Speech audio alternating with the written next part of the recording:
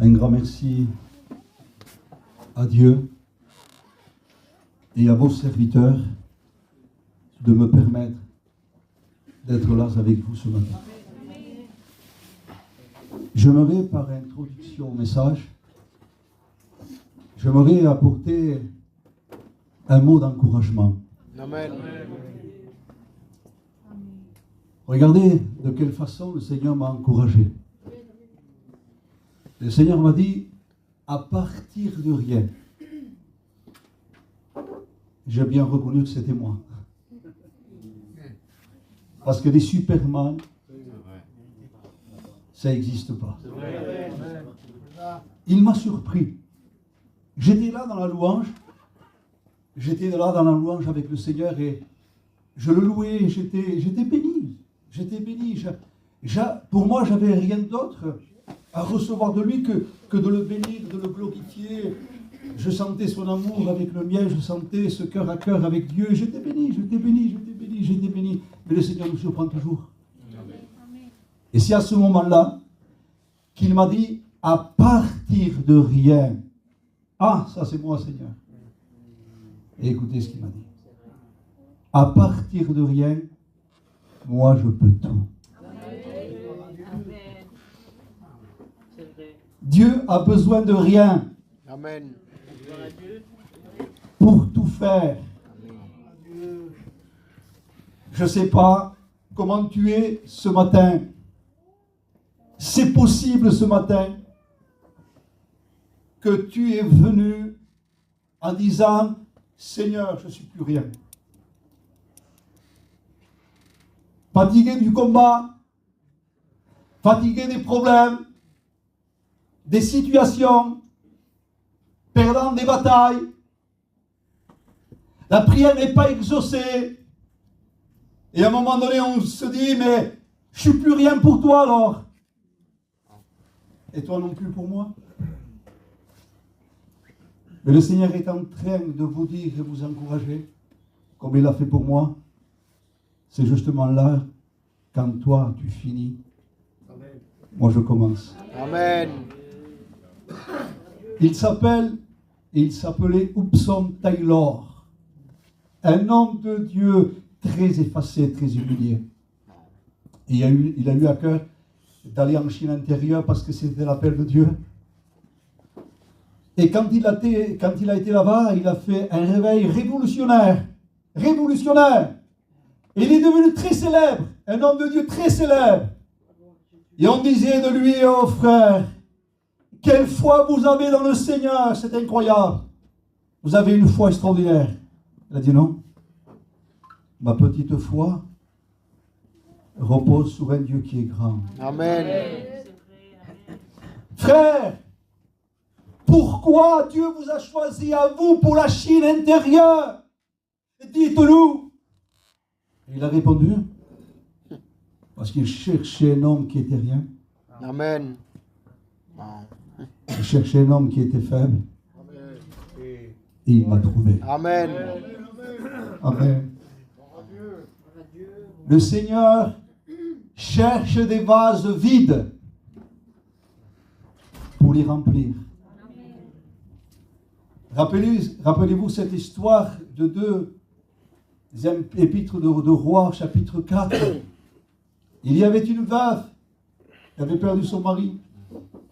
Elle était tellement pauvre, elle était endettée, et pourtant Dieu était avec elle. Elle n'était plus rien. Il avait des enfants et les créanciers ont voulu les prendre pour faire des esclaves. Vous imaginez? Mais il a fait appel à Élisée, l'homme de Dieu. Homme de Dieu! Homme de Dieu, les créanciers ont pris mes enfants en faisant des esclaves et je ne suis plus rien, j'ai plus rien. Elle n'avait plus rien.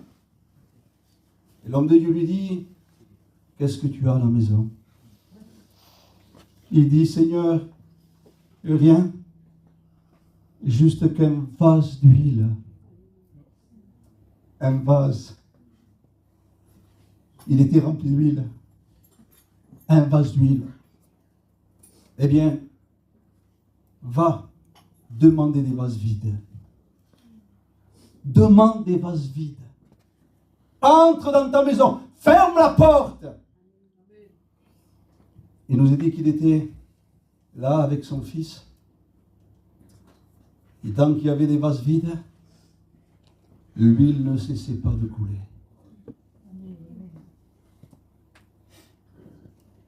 Amène-moi un vase, et l'huile coulait. Amène-moi un autre, et l'huile coulait. Amène-moi un autre, et l'huile coulait. Et à un moment donné, il n'y a plus de vase. Et l'huile cessa. J'aimerais vous dire que le Seigneur cherche des hommes qui sont rien et qui se disent, je suis un vase vide. Amen. Il y a trop d'églises aujourd'hui qui n'ont plus d'onction parce qu'il n'y a plus de vases vides. Et il y a un trop plein de nous-mêmes. On sait faire des réunions aujourd'hui. On sait prêcher aujourd'hui. On a des méthodes aujourd'hui. On a l'éloquence aujourd'hui. On a la connaissance aujourd'hui. Mais nos réunions, ça ressemble à des réunions de la mort. Les malades ne sont pas guéris. Les captifs ne sont pas libérés. Et les perdus ne sont pas sauvés. Je dis assez souvent, aujourd'hui, on se contente des réunions et un évangile au feu d'artifice. Pourvu qu'il y a des couleurs, pourvu qu'il y a des bruits. C'est vraiment des réunions au sapin Noël. Il y a des guirlandes. Il y a des lumières. Ça brille. Ça enchante les enfants. Et nous aussi, hein, on est là. C'est des réunions sans Dieu. C'est des réunions où l'esprit n'y est pas. Dieu a besoin des hommes qui sont rien. Amen. Dieu a besoin des vases vides pour qu'il puisse, lui, par sa grâce, remplir. Qu'est-ce que c'est beau une église qui est remplie du Saint-Esprit. Amen. Qu'est-ce que c'est beau une église qui s'efface et qui laisse la place à Dieu. Je ne sais pas si vous réalisez. Il y avait un temps, vous savez, tout est difficile aujourd'hui. Hein. Tout ce qu'on peut faire, tout est compliqué, tout est difficile. On n'arrive à rien. On n'arrive à rien faire. Tout est compliqué, tout est difficile. Et je me sentais dépassé. Comme des fois, tu te sens aussi dépassé. Et puis je disais au Seigneur, qu'est-ce que c'est difficile, Seigneur? Qu'est-ce que c'est difficile? Seigneur, on est épuisé. On sent qu'on perd pied. Pourquoi je vous dis tout ça? Pourquoi je vous dis ça? C'est parce que vous l'êtes aussi comme ça. Ou à part, qui est une folie, et cette folie s'appelle la folie de l'orgueil. Qu'on croit être quelque chose et qu'on n'est rien, disait Paul. Si quelqu'un croit être quelque chose, quoi qu'il n'est rien. Il s'abuse lui-même. Je vous dis ça pour cette raison. Et j'étais là devant Dieu. Et le Seigneur m'a parlé. Et il m'a dit, tu sais mon fils, le meilleur est avec toi. Le meilleur est en toi. Amen. Va avec la force que tu as. Je serai avec toi. Je ne sais pas si vous réalisez, quand vous contrôlez la Bible, les hommes de Dieu, c'était des hommes qui étaient rien, mais que Dieu était tout. Amen. Je ne sais pas si vous contrôlez la Bible, et quand vous la contrôlez, vous réalisez que Gédéon était rien. Il disait, je suis le plus petit de la famille de Manassé, et le plus pauvre. Alors que, cependant, l'ange de l'Éternel qui est Jésus se tenait au térébinth, il disait, vaillant héros, l'Éternel est avec toi. Comment? L'Éternel est avec moi. Vaillant héros, je suis le plus pauvre. Amen. Et le plus petit. Amen. Va avec la force que tu as. Je serai avec toi. Amen. Ce n'est pas nous, c'est lui. Amen. On n'a pas pu se sauver, il nous a sauvés. Amen. On n'a pas pu sauver les autres, mais il l'a fait à travers nous. Mm. On n'a pas pu, quelquefois, quand il y avait des moments difficiles, il faut le dire, là où nous sommes découragés, on abaisse les bras parce qu'il y a des situations, il y a des problèmes, on ne pouvait pas s'en sortir, on ne pouvait pas se lever. Mais lui, avec un mot de lui, on a été bénis. Et on est là ce matin. Quand je suis rentré ce matin, je dis, Seigneur, ton église, elle est découragée. Ton église est fatiguée. Ton église, Seigneur, il semblerait que quelquefois c'est presque obligé de venir. On se sent désarmé, désemparé. Et on croit qu'à ce moment-là, Dieu n'est plus avec nous. Comment? Dieu n'est plus avec nous. Alors qu'il a dit, je serai avec vous tous les jours, jusqu'à la fin du monde. Alors qu'il a dit, je bâtirai mon église. Et les portes du séjour des morts ne pourront rien contre elle. Alors qu'il a dit, si on vous touche, on touche à la prunelle de mon œil. Vous le croyez? Amen. Si vous le croyez et que vous le vivez, mais c'est gagné. On est venu pour gagner encore ce matin. On a perdu souvent des batailles. Mais nous allons gagner la guerre. Amen. Je disais à ma femme, avec tous les problèmes de la vie, comme vous l'avez aussi, tous les problèmes de la vie, comme vous avez aussi, ça nous dépasse, on croit mourir quelquefois. On ne s'en sortira pas. On va mourir. C'était mon cas. Je disais, poupée, depuis tant d'années, je suis dans le combat. Depuis tant d'années, poupée, c'est difficile. J'étais vraiment là, un peu attristé. Et le Saint-Esprit m'a repris. Et il m'a dit, c'est vrai que tu as eu des combats avec moi. C'est vrai que tu as souffert. Mais je ne t'ai pas toujours fait gagner. Amen. L'apôtre Paul disait, j'ai combattu le bon combat. J'ai achevé la course. J'ai gardé la foi. Désormais, la couronne de justice m'est réservée. On combat le bon combat. L'apôtre Paul disait, si vous avez part au combat, si vous avez part aux souffrances, vous avez part aussi à la consolation. Bientôt, les frères, c'est pour ça qu'il faut être prêt. Amen. Bientôt, les portes du ciel vont s'ouvrir. Amen. Et nous allons rentrer chez nous. Amen. On en a marre de rester ici. Il faut toujours payer le loyer. On en a marre de rester toujours ici parce qu'il faut aller travailler. Et souvent, c'est pas facile. On se dit quelquefois, je vis dans un corps qui n'est pas le mien. Je ne suis pas chez moi. Mais bientôt, nous allons revêtir un corps céleste. Amen. Nous allons rentrer dans la cité céleste. Amen. Nous allons rentrer dans la maison du Père. Amen. Amen. Un jour, le Seigneur a dit, vous bénis de mon Père, prenez possession du royaume des cieux. Amen. Car vous avez persévéré avec moi. Amen. Il faut encore persévérer. Amen. Il faut gagner, les frères. Le chemin est long, quelquefois pas facile. Il y a des géants. Il y a toujours un géant Goliath. Il y a toujours une tempête. Il y a toujours des serpents, des scorpions. Il y a toujours des fosses, des citernes. Mais le Seigneur a dit, si tu traverses les eaux ne te submergeront pas. Si tu traverses le feu ne t'atteindra pas. J'y crois, ce que Dieu dit. Amen. Quand il y a eu les moments les plus difficiles dans ma vie où je disais, je veux mourir, il faut m'amener à l'hôpital.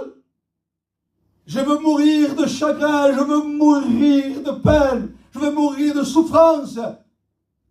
Je citais toujours la parole. Quand le diable est venu avec une grande brèche chez moi, dans ma famille, je disais, Seigneur, tu es le réparateur des brèches. Amen. Quand il y avait des choses horribles, terribles chez moi, où personne ne pouvait arranger, je disais, Seigneur, tu changes les temps et les circonstances. Je m'appuyais sur lui. Il y avait le problème, je m'appuyais sur lui. Il y avait la situation, je citais comme Jésus l'a fait lorsqu'il était le Fils de l'homme, le Fils de Dieu. Et quand il était dans le désert en train de jeûner, quand le diable est venu le décourager, l'arrêter, il a dit ceci, il est écrit.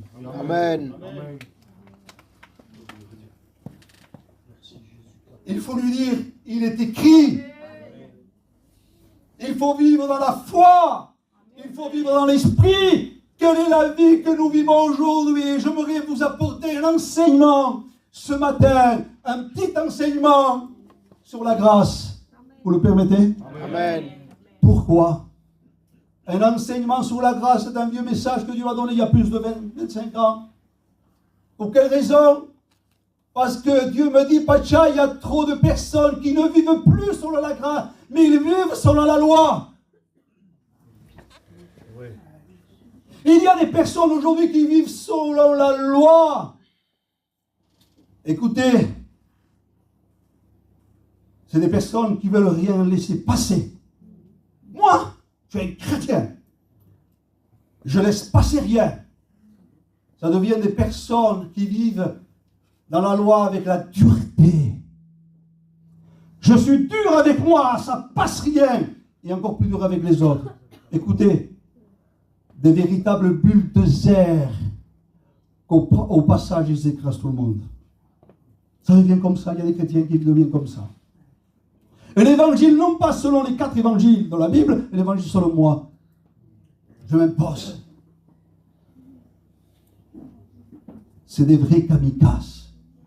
Au nom de Dieu, on fait exploser tout le monde.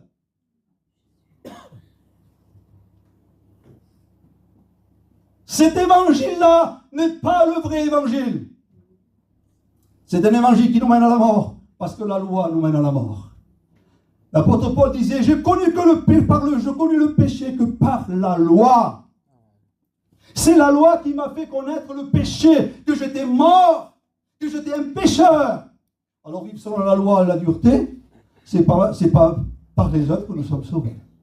Trop de chrétiens aujourd'hui qui vivent selon la loi. Ah, d'autres. Ils vivent dans la passivité, la légèreté. Écoutez, dans une église, il y a 2 églises. Je vous promets, j'ai vu ça. Dans une église, il y a 2 églises. Ceux qui vivent dans la loi, la dureté, en écrasant tout le monde, et ceux qui vivent dans la passivité, dans la légèreté. Oh, Coudin, on n'est pas parfait. On s'arrangera toujours avec le bon Dieu qui se brave. Dès où il se brave, on s'arrangera toujours avec lui. On ne s'étend pas Dieu. Amen. C'est pas notre évangile. C'est pas nous qu'on lui met des conditions à Dieu. Et voilà, dans une église, vous savez qu'est-ce que ça ressemble? Et ça y est dans les églises. Ça ressemble au psaume 32. Le psaume 32 dit, ne soyez pas comme des chevaux, ni comme des mulets. Ah, quelle différence un cheval et un mulet? Un cheval, il faut le brider, il faut le tenir. Malheur, si on laisse un cheval, ils font sur vous. Il faut le tenir. Oh, doucement, doucement. Et on le met un frère, un bride, hein, sinon ils font sur vous. Vous savez qu'un cheval mort, hein? Moussez vos cabanes.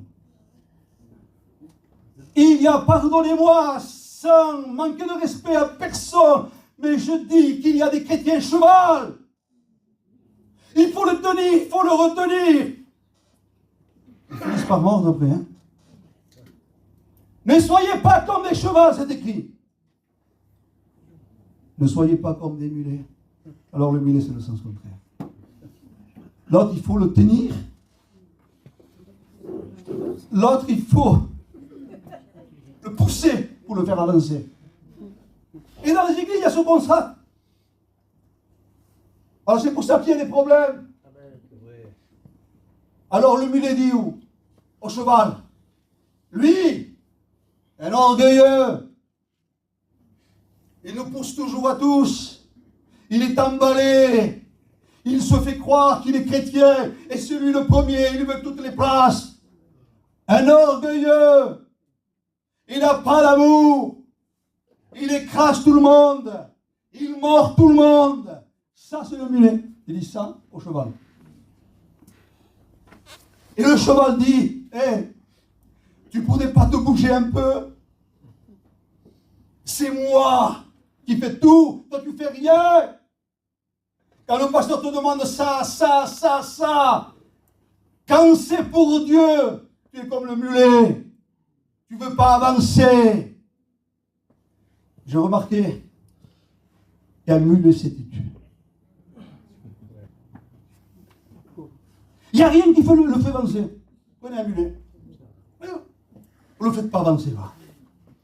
Une seule chose le fait avancer, le mulet. Vous allez rigoler. Vous lui mettez une carotte. Il aime beaucoup les choses de la terre. Un mulet aime beaucoup les choses de la terre. Alors vous avez des chrétiens, quand vous dites c'est des chrétiens mulets, ça, hein? Il faut aller prier la réunion de prière. Non. Je ne peux pas, je suis trop fatigué, j'ai trop travaillé. Ils n'avanceront pas. Là. Frère, il y a un jour de jeûne et de prière. Non, je ne peux pas, j'ai un rendez-vous. Le mulet s'arrange toujours pour ne pas avancer. Quand le pasteur appelle, certains, pardonnez-moi mulet, je dois faire une réunion là-bas. Tu ne voudrais pas m'accompagner? Il s'arrange toujours, il gitane toujours pour trouver une excuse professionnelle. Hein? Je voudrais, frère, vraiment venir, mais je ne peux pas. Par contre, vous leur parlez des choses de la terre. Écoute, si tu veux, je voudrais t'inviter avec ta compagne faire une grillade. Ah oui. Chose de la terre. Je le dirai. Écoute, si tu as des soucis, tu as des problèmes, moi, d'argent ou quoi que ce soit, je ne sais pas, écoute, on est là pour toi, hein. Ne bouge pas. Parce qu'ils savent que c'est des mulets qui ne veulent pas bouger. Ne bouge pas, je viens chez toi. Mais oui, frère. Oui. Quand c'est des choses par intérêt, quand c'est des choses pour la terre, vous faites déplacer un mulet. Et Dieu dit, ne soyez pas. Ni comme un cheval emballé, ni comme un mulet. Ça, c'est la loi, ça, c'est la passivité, et la légèreté, et la dureté. Et quel est l'évangile qu'il faut vivre alors? Quel est l'évangile qui nous a sortis un jour de notre misère?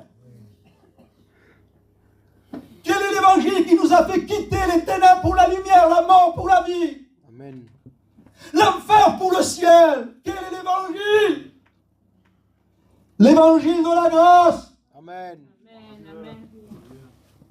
Je voudrais sonner de la trompette et avertir le peuple.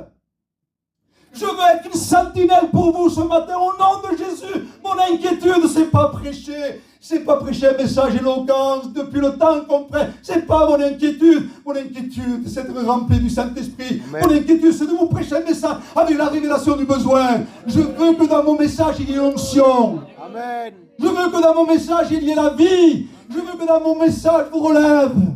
Je veux que dans mon message, vous donne la solution. C'est mon désir. Et que Dieu m'exauce. Par amour pour lui, pour vous, parce que nous, on n'a pas de médailles à se donner.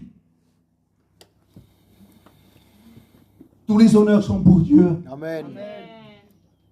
Et pardonnez-moi, moi, je suis rien. J'étais rien. C'est vrai. Et Dieu m'a tout donné. Amen. Amen. Voulez-vous qu'on fasse un petit enseignement de la grâce? Amen.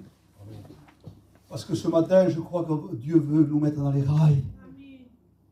On était dans les rails autrefois. Mais, que voulez-vous? Il y a toujours le gitan. C'est vrai. Il y a toujours la nature adamique qui nous mène à un autre endroit. C'est vrai. Et quelquefois on se dit, ah, il faut qu'on s'impose. Hein. Ah, moi je veux tenir le coup. Ça ne tient pas. Ah Seigneur, j'ai trop de combats, j'ai trop de combats, j'ai trop de combats. C'est parce que je suis le premier, c'est parce que j'aime tout le monde, et parce que je prends tout. Non Seigneur, je veux être plus passif, plus léger. J'ai besoin de vacances, j'ai besoin d'un évangile en vacances à la chaise longue. Ça ne marche pas. Que l'évangile qui marche aujourd'hui et qui nous a sortis un jour de celui-ci. Romains chapitre 5 verset 20. Là où le péché abondait, la loi surabondait. Pourquoi vous dites pas amen?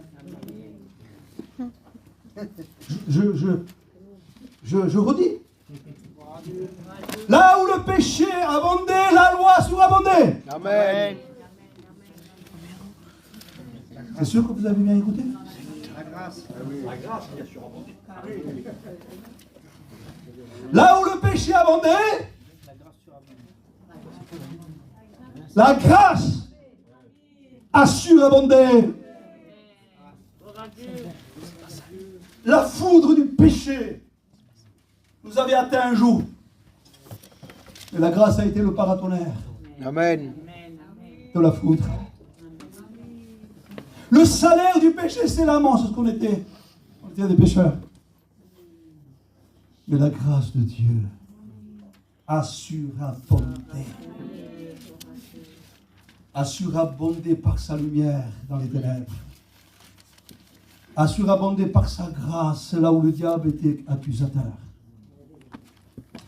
A surabondé la grâce là où l'enfer était ouvert pour nous et Dieu a fermé dans sa grâce l'enfer pour nous ouvrir le ciel. Amen. Amen. On commence bien. Hein? C'est comme ça qu'on a commencé un jour-là. Parce qu'on était des pécheurs.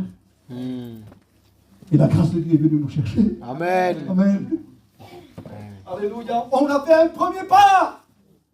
Il manque encore des pas pour arriver là-bas. Amen. Est-ce que vous êtes d'accord avec moi? Amen. Parce que la grâce, il le faut en nous. Dans tout notre vie. Un deuxième verset. Amen. Éphésiens chapitre 2, verset 8. Car c'est par la loi que vous êtes sauvés, et par le moyen de la foi, et cela ne vient pas de vous. Amen.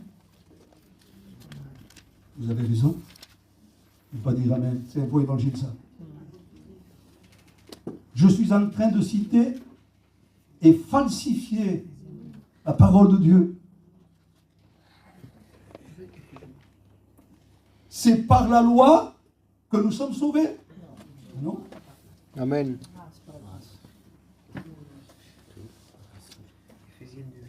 Car c'est par la grâce Amen. que vous avez été sauvés. Et par le moyen de la foi. Et cela, on ne se l'attribue pas. Cela ne vient pas de vous. Amen. Ça vient du don de la grâce. On a été sauvés par grâce. Amen. Dans le choix de Dieu. Faisons un saut en arrière pour mieux sauter en avant. Parce qu'on avait bien commencé par la grâce. Et puis, elle est où la grâce? Il semblerait que pour certains qu'il n'y ait plus la grâce. Mais s'il n'y a plus la grâce, c'est la mort. Amen. J'ai connu, disait Paul, je le répète encore, le péché que par la loi. Non. Et tous les sacrifices, que ce soit le souverain sacrificateur qui rentrait dans le lieu très saint, au lieu que pour, il ne pouvait pas ôter le péché. Amen. La loi et le sang animal ne pouvaient pas ôter le péché. Couvrir le péché. Et la grâce pour nous sauver, c'est Jésus. Amen. C'est par le souverain sacrificateur Jésus. C'est par l'agneau de Dieu qui ôte le péché, Jésus. Qu'il a ôté le péché. Amen. C'est par la grâce que nous sommes sauvés. Ça a été réglé, ça, hein? Mais attendez, c'est pas fini. Ça a été réglé pour que le péché nous soit pardonné, pour que notre salut soit par la grâce. C'est fait. Mais il faut continuer encore dans la grâce. Voulez-vous qu'on continue? Amen. Et je voudrais lire pour vous Tite, chapitre 2, verset 11. Car c'est par la loi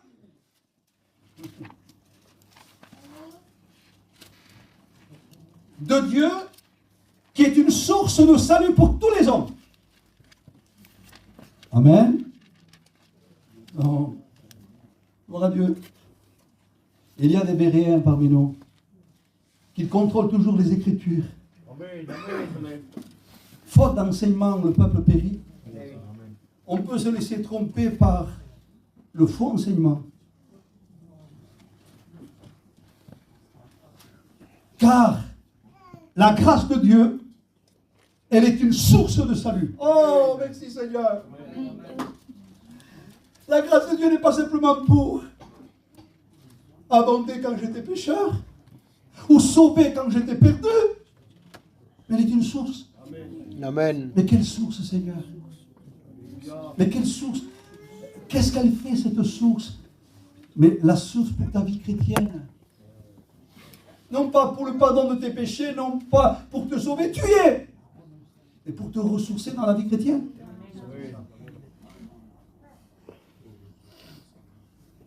On a besoin d'être ressourcé dans la vie chrétienne. On a besoin de la grâce de Dieu pour être ressourcé. Écoutez, ça fait, je ne sais pas, peut-être 25, 30 ans.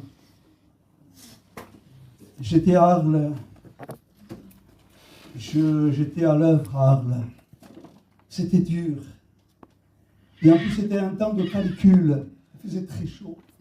40, 41, 42.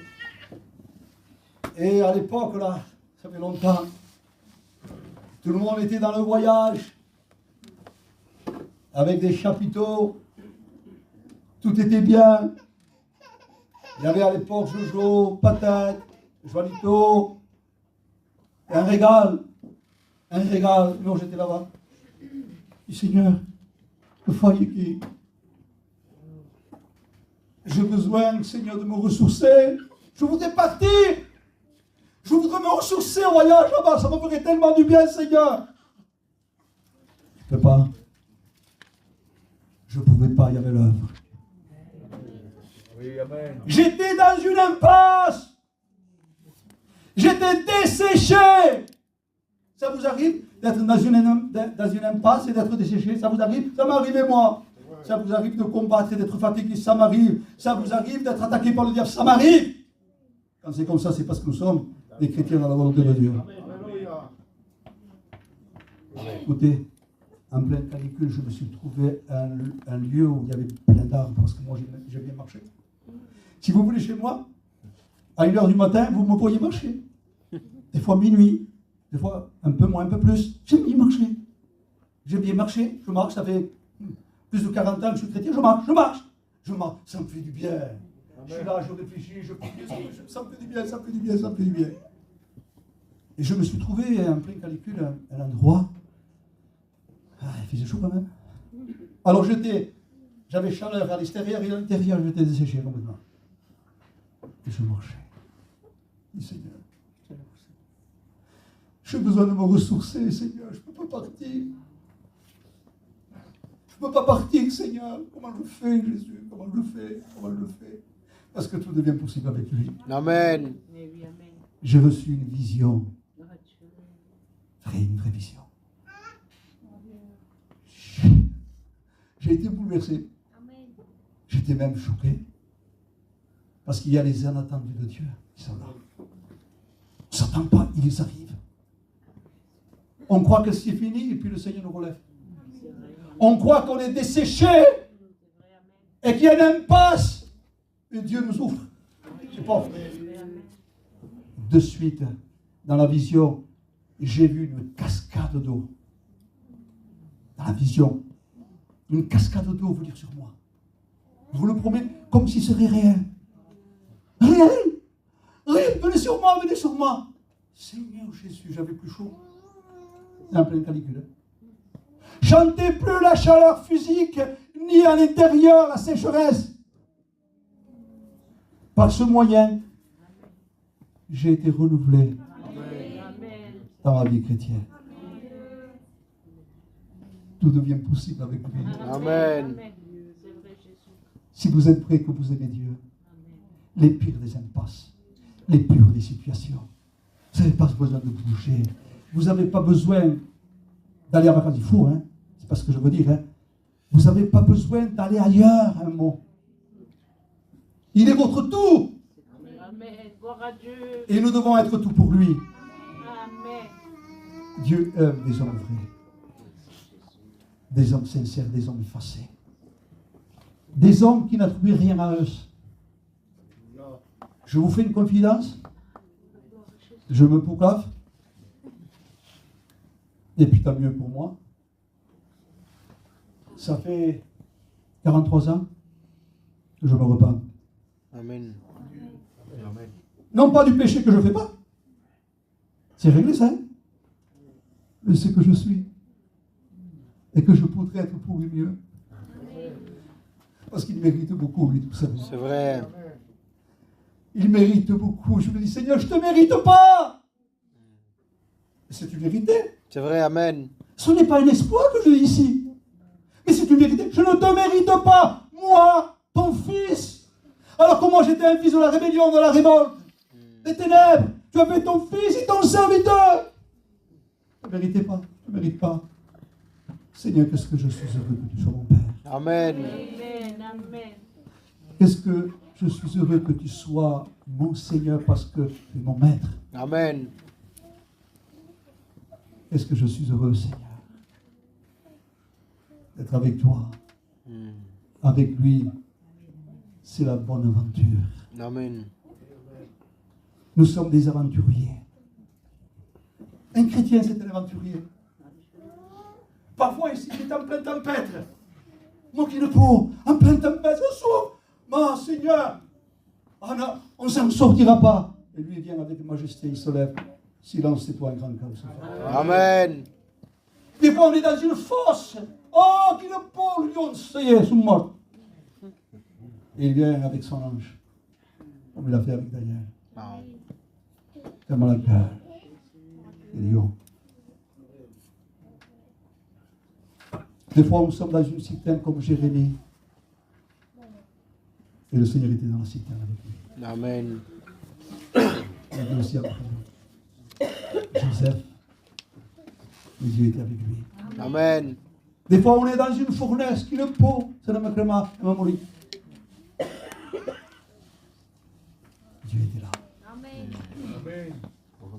On est des aventuriers.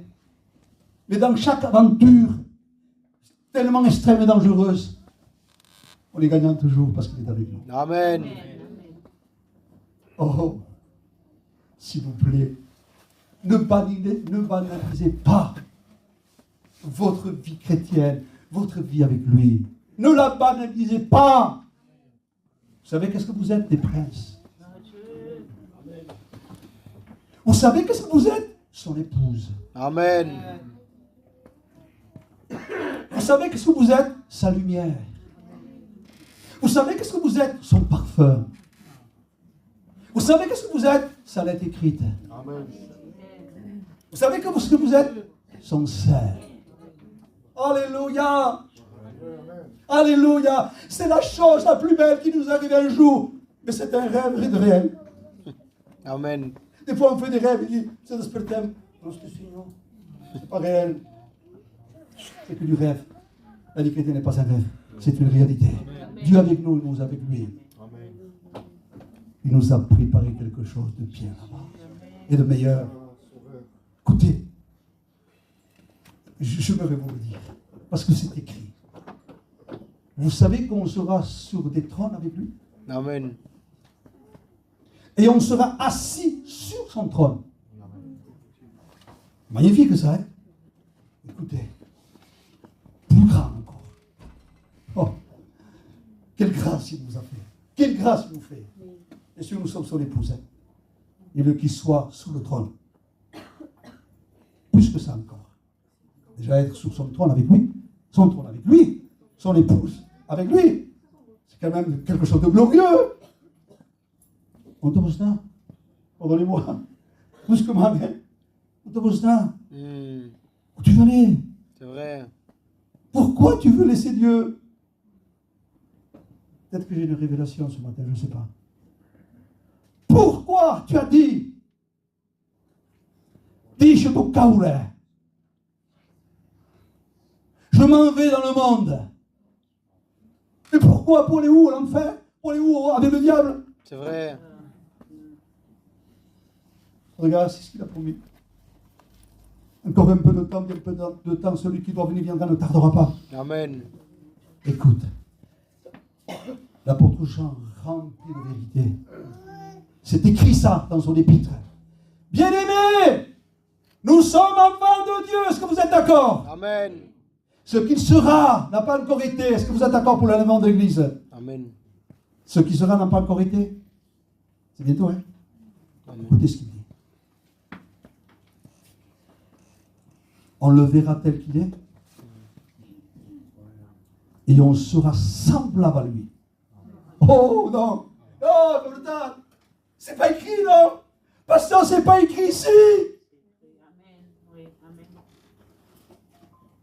On sera semblable à lui! Non, Seigneur, non, pas possible, non! C'est pas possible! Si! Amen. Et on le verra tel qu'il est. Vous l'avez lu ou pas? Sinon? Vous voyez que quand on ne lit pas notre Bible, on vient, pardonnez-moi, je ne le dis pas pour vous, avec la fugue d'un cheval, ou d'un mulet. Et vous savez qu'est-ce qu'on dit? Qu'est-ce que c'est dur la vie chrétienne? On me posait la question à moi. Elle est dure la vie chrétienne, pasteur? C'est regarde. Christ à moi.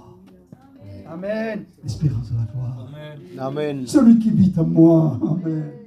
Est plus fort que celui qui vit dans le monde. Tiens, regarde la vie chrétienne. C'est moi qui t'ai en embarras. C'est vrai. C'est vrai. C'est moi qui t'ai en embarras. Et si c'est dur, c'est moi. Si c'est dur, c'est le monde. Si c'est dur, c'est le péché. Si c'est dur, des fois, c'est l'argent pour certains. Car l'amour de l'argent, c'est la racine de tous les maux.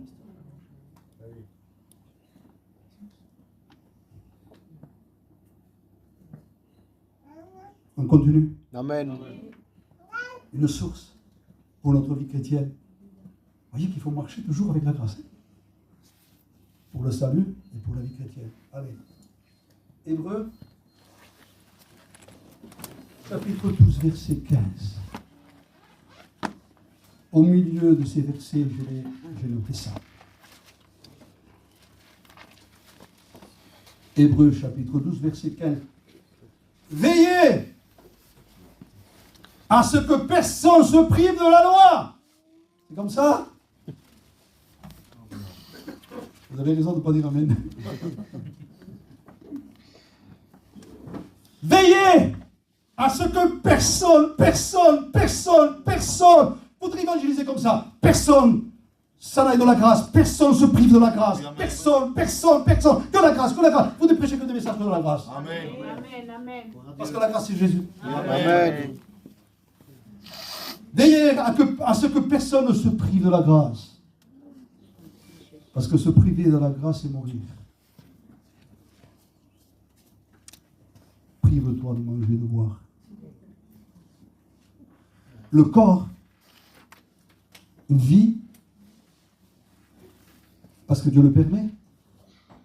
Mais Dieu a donné au corps pour vivre le boire, le manger, le repos, la santé. C'est Dieu qui permet ça. Ne mangez pas, ne buvez pas, vous êtes malade. Combien de temps vous allez tenir? C'est la mort. Si on vous dit à des personnes qu'on aime, des fois des personnes qu'on aime, elles sont têtues. Hein. Le fils, il dit à son père, papa, uite, mi spus beus spus mes, et vous spus dans le mec, que t'en aimes le cap, papa spus, ça se va dans le cap ou quoi? Et on fait tout, hein. On le prend dans la voiture, on le monte dans la voiture, on appelle le professeur, le meilleur docteur. Vite, vite, mon père est en train de mourir. Il ne mange plus, il ne boit plus, il est malade, il a tension, il a diabète, et puis il est vraiment malade. On ne prive pas quelqu'un qui est malade et qui ne mange plus et qui ne boit plus d'aller au docteur pour le soigner et lui donner le meilleur des manger. Veillez à ce que personne, veillez, se prive de la grâce. Et je m'adresse au pasteur et je ne fais pas la leçon, je me la fais à moi. Nous devons veiller sur le troupeau. Parce que des fois, il y a des brebis malades, égarés, découragés, blessés. Et vous avez aussi, vous les frères, ce rôle. Quand une sœur est malade, elle ne va pas bien spirituelle, ne la privez pas de vos soins, de votre amour, de votre main tendue. Pourquoi on ne serait pas des bons samaritains? Pourquoi on n'aurait pas le critère du bon samaritain? Amen. C'est pour ça que moi je dis, où je vais, le Seigneur me permet, attention avec les réunions au feu d'artifice. Hein. On veut qu'il y ait beaucoup de couleurs. Et que ça explose. Hein. C'est après Noël, réunion. Il faut le bon samaritain. Amen. S'il n'y a pas le bon samaritain dans nos réunions, c'est foutu. Et le bon samaritain se fait à travers nous. C'est pas un sapin Noël qu'il faut dans une réunion. C'est pas du feu d'artifice. C'est du vin et de l'huile. Amen. Le vin, le sang de Jésus. L'huile, la personne du Saint-Esprit dans nos réunions. Amen. Amen. Ne pousse personne. Et ressemble, je t'en supplie, au bon samaritain. Et toujours de l'huile. Quand quelqu'un est privé, il va mourir, il va mourir. Non, ma soeur, tu ne mourras pas. Non, mon frère, tu ne mourras pas. J'ai de l'huile. Amen. J'ai de l'huile. J'ai du vin. Je l'ai or et argent. C'est ce que j'ai au nom de Jésus, lève-toi. Amen. Amen. Ça, c'est Pierre et Jacques. Ça, c'est les vrais chrétiens, les vrais apôtres, les vrais serviteurs. Amen.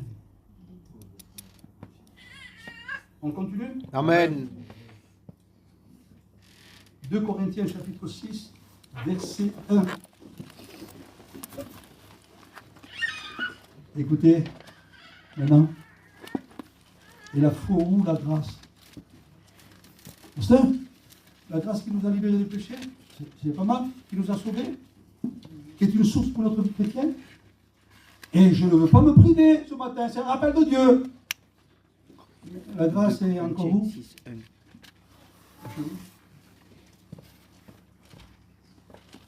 Puisque nous travaillons ensemble, disait Paul,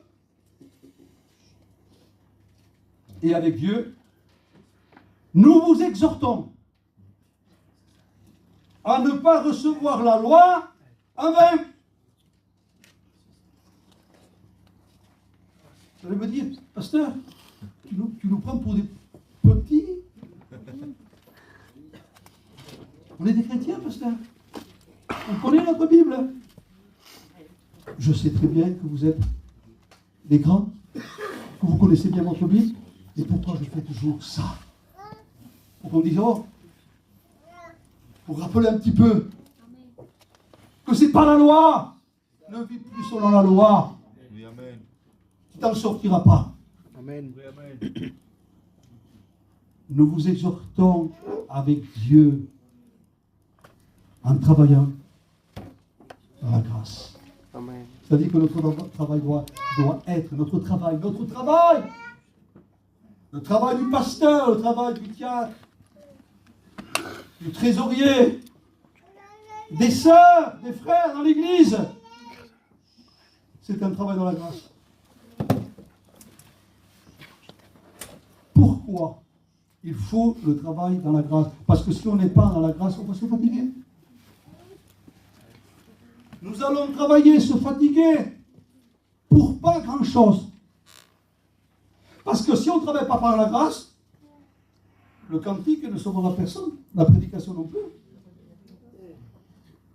Niveau prière. Si la grâce est accent dans le travail, dans le service que vous faites, mais personne ne se sauve puisque Dieu n'est pas là, le Sauveur n'est pas là. Regardez la leçon. Les disciples, ils étaient pêcheurs de poissons. Et un jour, ils ont eu la folie. On va pêcher. Mais sur Rhodos, parce que c'était des spécialistes, à la nuit même, au coin qu'il fallait, certainement qu'ils ont dit, ben, on n'a pas besoin de Jésus. On va aller. Ils ont été. Ils ont pêché toute la nuit. Sans rien prendre. C'est étonnant ça, non? Oui, c'est étonnant, pasteur. Parce que quand même, hein, ils étaient expérimentés. Ils ont choisi les meilleurs coins. Et la nuit, c'est là qu'on attrape. Ils étaient sûrs d'attraper. C'est pour ça qu'ils ont dit, on n'a pas besoin de lui. Hein. C'est ce qu'on fait parfois. C'est vrai. On n'a pas besoin de Jésus. On sait faire une réunion, on sait prêcher, on sait chanter. On sait. Vous allez vous fatiguer. Parce que rien ne va se faire. Pas un poisson. David, pas un poisson. Pas drôle. Seigneur, ça fait 20 ans, 30 ans que je suis chrétien. Pas une âme, pas un poisson. Tu vas travailler sans la grâce. Non. Seigneur, je suis un prédicateur. Pachaï, un prédicateur éloquent. Pas la mort du pasteur. Oh, quel pasteur éloquent.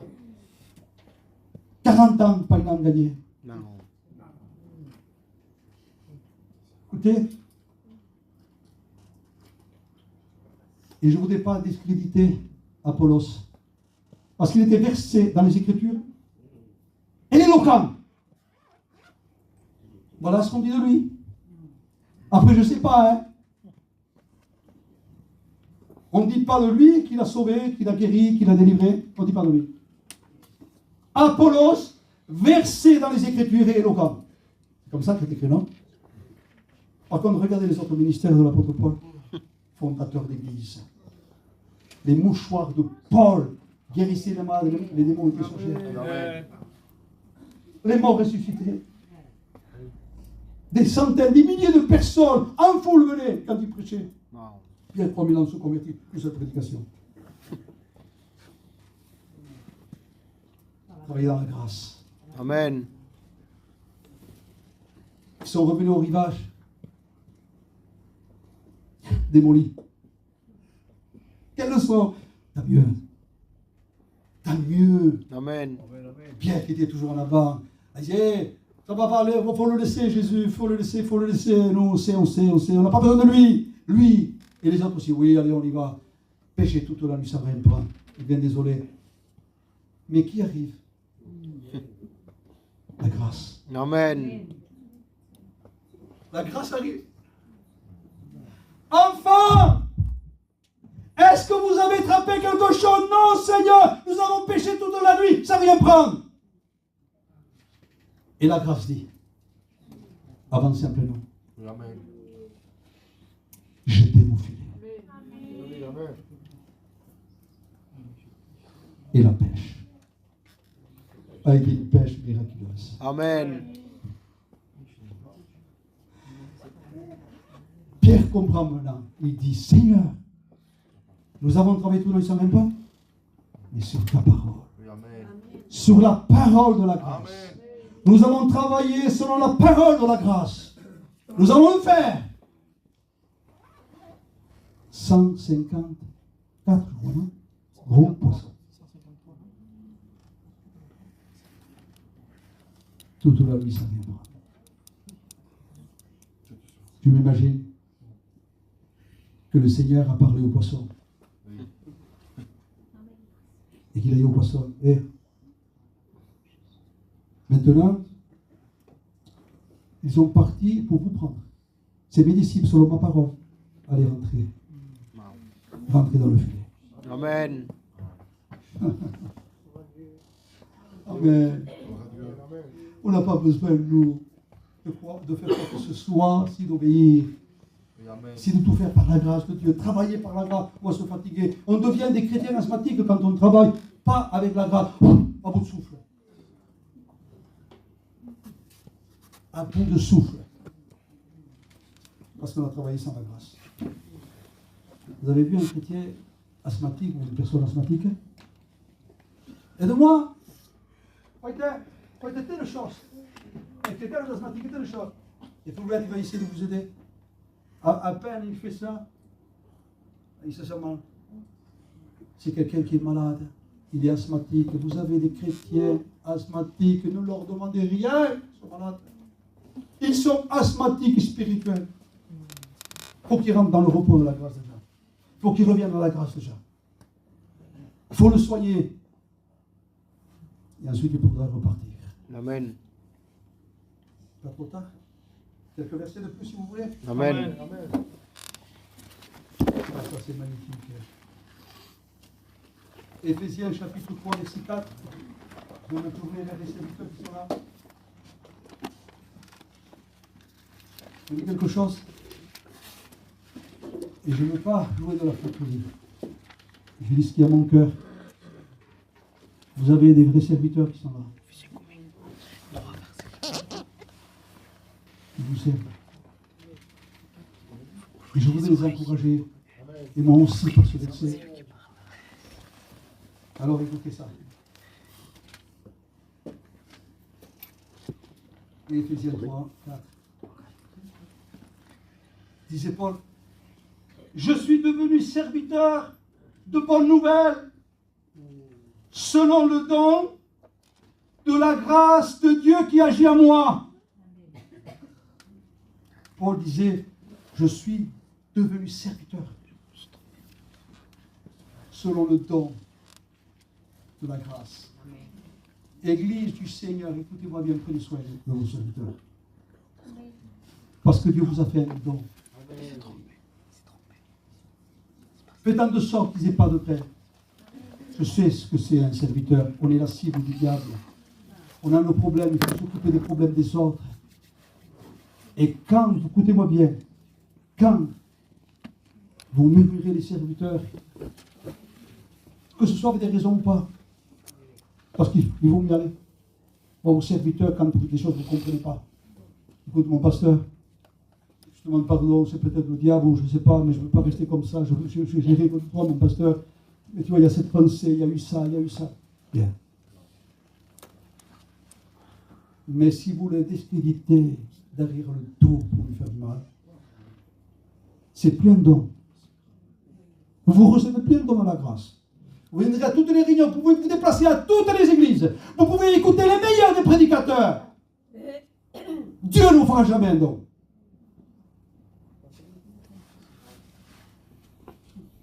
Prenez-le au sérieux, ça. Amen. Écoutez, il y avait une église qu'on appelait le cimetière des serviteurs. On faisait mourir tous les serviteurs. Tous les serviteurs. Le cimetière des serviteurs. On venait à l'église, le serviteur partait en catastrophe. On l'appelait le cimetière de serviteurs. Je crois que c'est John Wesley. Je crois que c'est lui. Ou un autre serviteur, peu importe, un homme de Dieu. Il lui a dit, écoute, il faudrait que tu ailles ministrer dans cette église. Oui. Il a réuni tous les chrétiens. Et écoutez, jusqu'à présent, vous avez tué tous les pasteurs. Dieu vous laisse une chance. Si vous ne la prenez pas, si vous n'écoutez pas, si vous ne vivez pas la grâce de Dieu, si vous ne vivez pas, non pas simplement que vous allez mourir, mais moi je ne viendrai pas. D'accord. Sans marcher. Écoutez, c'est important l'église, c'est le filet qui ramasse le poisson. C'est la lumière. C'est elle qui colporte le message du pasteur. T'as vu le pasteur qui a prêché? Écoute, c'est ça. C'est celui d'église qui prend la nourriture et le filet pour aller chercher les poissons. Il transmet ce que le pasteur lui dit. C'est Charles Funet qui disait aussi ça. Le pasteur, c'est pour enseigner, c'est pour nourrir l'église. Et les chrétiens, c'est pour aller chercher les âmes, le filet. Aux États-Unis, il y avait un pasteur, une église merveilleuse. Aux États-Unis, merveilleuse. Et on devait recevoir un pasteur qui n'était pas compétent. Oh. Si c'est nous, on dit on ne le veut pas lui. Ça ne marchera pas. Maintenant qu'on est bien, qu'on est une bonne église, non, s'il vous plaît, on n'a rien contre lui, mais qu'il ne vienne pas, non? C'est vrai ou pas? Vous savez qu'est-ce qu'ils ont fait? Ils ont à cœur le serviteur, ils ont prié pour lui, Seigneur. Bénis-le, affermis-le. Seigneur, tu vois ce serviteur, il vient chez nous. Seigneur, bénis-le, prépare-le. Vous savez qu'est-ce qui s'est passé? Ils ont dit qu'il était le serviteur le plus influençable des États-Unis. Vous avez compris ce que j'ai dit? Le serviteur le plus influençable des États-Unis. Quand on l'écoutait, on disait, mais c'est pas possible. C'est une bombe. Les malades étaient guéris, les démons étaient chassés. Quand il prêchait, des centaines de personnes se convertissaient. L'Église est le corps qui doit être uni avec la tête, qui est Jésus. Amen. Amen. Alors, je suis devenu serviteur par le don de la grâce. Je fais vite parce que ça. Quelques versets de plus. Amen. Jacques, chapitre 4, verset 6.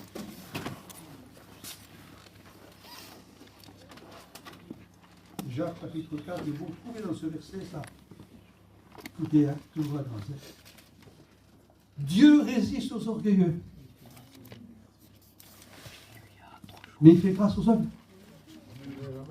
Et là, dans ce passage, dans une traduction que l'autre change dans les traductions, le mot change. Vous trouvez ça? Dieu fait une grâce supérieure aux hommes. Il y a le don de la grâce. Et il y a la grâce supérieure. C'est pour ça qu'il ne faut pas se priver. Parce que parfois, nous avons besoin du don de la grâce.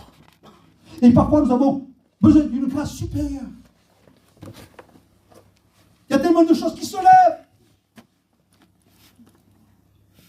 L'apôtre Paul disait, vous n'avez pas lutté contre la chair et le sang, mais contre les dominations, les principautés, les esprits méchants qui sont dans les airs. Et Apocalypse chapitre 12 dit, Satan animé d'une grande colère, il descendit sur la terre pour faire la guerre aux saints. Il ne faut pas une grâce supérieure? Il ne faut pas le don de la grâce? Ici c'est noté, pourquoi on ne prend pas soin de ça? Pourquoi on ne le réalise pas? Nous, vous savez ce qu'on fait à la gitane? Tout babé. C'est pas tout babé. C'est quand on dit tout babé que tout le monde blesse. C'est vrai. Non. On le sait ça. Non, il y a tout babé, non, il y a. Non, t'inquiète, il se passe. Et la femme qui est une femme sage, elle dit, je pense qu'il n'y a pas une chose de moi, il n'y a pas faire une chose tampoco. Porque t'en parles amb aquell, perquè fas això, perquè fas aquí. Non, va bé.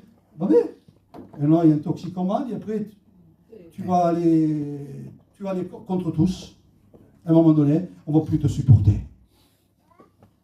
Donne l'expression comme ça. Hein. L'évangile, c'est pareil. Hein. Oh, tout va bien. Non, tout va bien. Non, justement que tout va mal, on prend tout ce qui va bien. Amen. Mais on le prend avec Dieu. C'est important ça. Hein. Allez, encore? Amen. Quelques versets, vite fait, je vous promets. Hébreux, chapitre 4, verset 18. Approchez-vous avec assurance du trône de la grâce. Amen. Approchez-vous avec assurance du trône de la grâce afin d'obtenir miséricorde et de trouver grâce pour être secouru. La grâce a un trône. Le don de la grâce va être supérieur.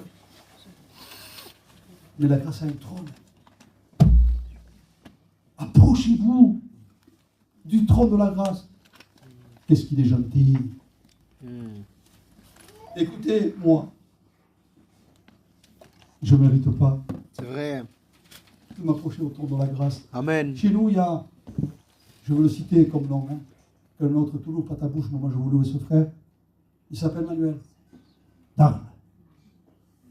Vraiment, quelqu'un que Dieu s'est servi de lui, un homme qui aime Dieu, un homme qui a un témoignage. Et un jour, il en avait marre, vraiment marre, Emmanuel. Toujours malade, toujours éprouvé, toujours malade, éprouvé. Vous pouvez vous imaginer, il prend 30 cachets par jour. Son cœur a 35% qui bat. L'asthme, je ne sais pas quel taux. Il a été opéré partout. Et un jour, il dit, Seigneur, prends-moi, je veux mourir. Et Dieu lui parle. Je viens te chercher à cette heure, ce jour-là, ce mois-là. Il lui dit ça. Et puis là, le jour, le mois, et l'heure, il se sent mal. C'est comme une crise cardiaque. Il se sent mourir, on l'amène à l'hôpital. D'après son témoignage, je pense qu'il a été mort. Je ne sais pas combien de secondes, de minutes. Je vais vous dire pourquoi. Parce que le cœur a accéléré, et puis il s'est retrouvé devant les portes du ciel. Il a été ravi. Et il dit, Pacha, j'ai vu Jésus le Saint-Esprit.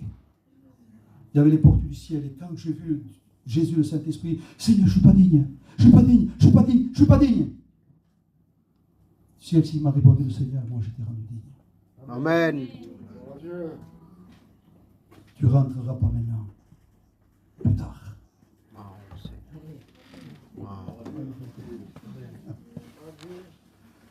Oh, gloire à Dieu.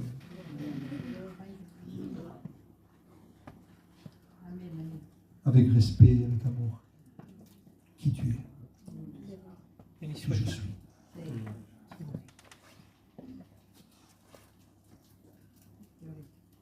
Est-ce que nous sommes la personne d'avant? Ou la personne nouvelle? Est-ce qu'on se sert de Dieu toujours, ou on sert Dieu? C'est vrai. Est-ce qu'on aime Dieu ou on s'aime beaucoup plus que lui? Et pourquoi toutes ces questions? C'est comme ça qu'on devient meilleur. Quand on est satisfait de nous, c'est une catastrophe. C'est vrai. Yo Seigneur, en dessous de moi c'est ma main. Yo Seigneur, bientôt on se félicite. Et quand c'est comme ça, c'est la catastrophe. Je dis non, Seigneur, ne mérite pas mon ciel, comme disait Emmanuel. Seigneur, c'est une grâce que tu me fais. C'est vrai. D'être ton fils. Amen. Et de te servir de moi. Amen. Gloire à Dieu. 3 versets de plus. T'adore. Amen. Le psaume 23, il est intéressant. Le favori. Le psaume 23, c'est le favori de tous les chrétiens. L'Éternel est mon berger, je ne manquerai de rien.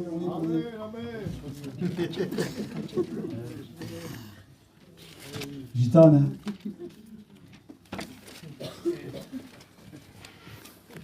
Moi, gitane quelquefois.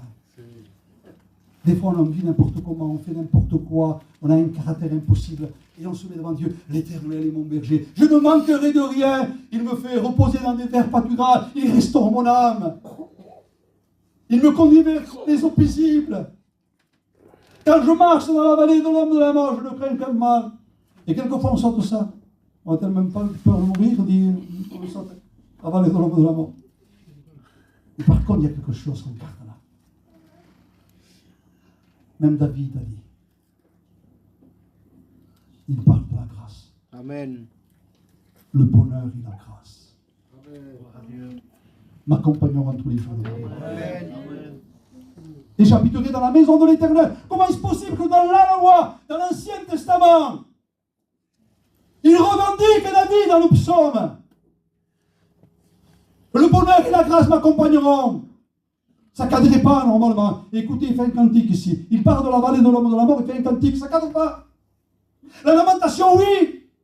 Parce que quand on passe par la vallée de l'homme de la mort, ou quand on est malade, on n'a pas envie de chanter, lui, compose un cantique, David. Pourquoi? Parce qu'il y a la grâce. Amen. Parce qu'il y a la grâce.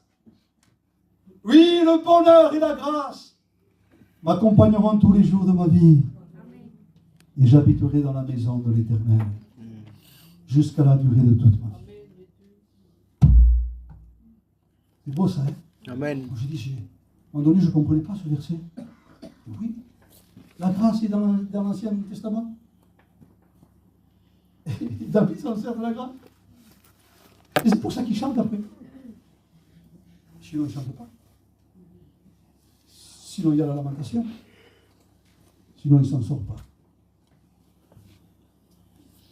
Vous êtes en train de faire ça avec la tête. Béni soit Dieu. Ça fait 1 heure que vous m'écoutez presque. On va essayer de finir vite. Allez. Je finis presque. Je vous pose la question en finissant. Je la pose. De quelle façon l'apôtre Paul écrit les 13 épîtres en premier? Comment il fait la salutation presque dans toutes les 13 épîtres, presque dans toutes? Il fait la salutation, que la grâce de Dieu soit avec vous. L'homme de Dieu, dans un temps de persécution, de tribulation, il dit aux chrétiens que la grâce de Dieu soit avec vous. Qu'est-ce que c'était pourtant la grâce? Il ne pouvait pas saluer, il ne pouvait pas aller, il ne pouvait pas prêcher s'il n'y avait pas cette salutation de la grâce, le rappel de la grâce. Que la grâce de Dieu soit avec vous. Amen. Amen. Vous voulez savoir maintenant, je finis. Comment Jean termine l'Apocalypse? Prenez votre Bible, lisez Apocalypse 22. Verset 21, s'il y a quelqu'un qui peut le lire, ça serait bien. C'est l'Apocalypse qui termine comme aussi. Apocalypse 22, 21. La grâce.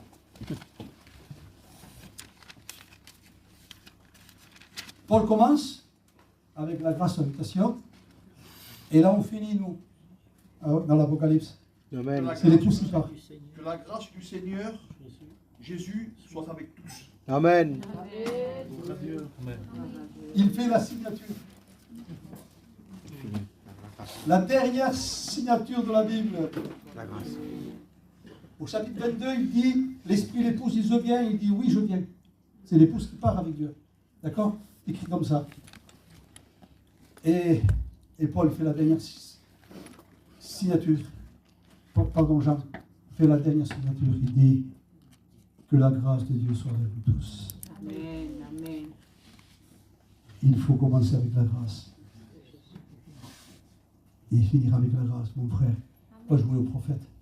Nous aspirer Dieu le témoin. Je sais maintenant que le Seigneur est en train de te parler. Parler à l'église, mais te parler à toi. Finis avec la grâce. Je ne sais pas, je ne te connais pas, je ne sais pas. Moi, je sais que tu es un chrétien et que tu marches avec Dieu.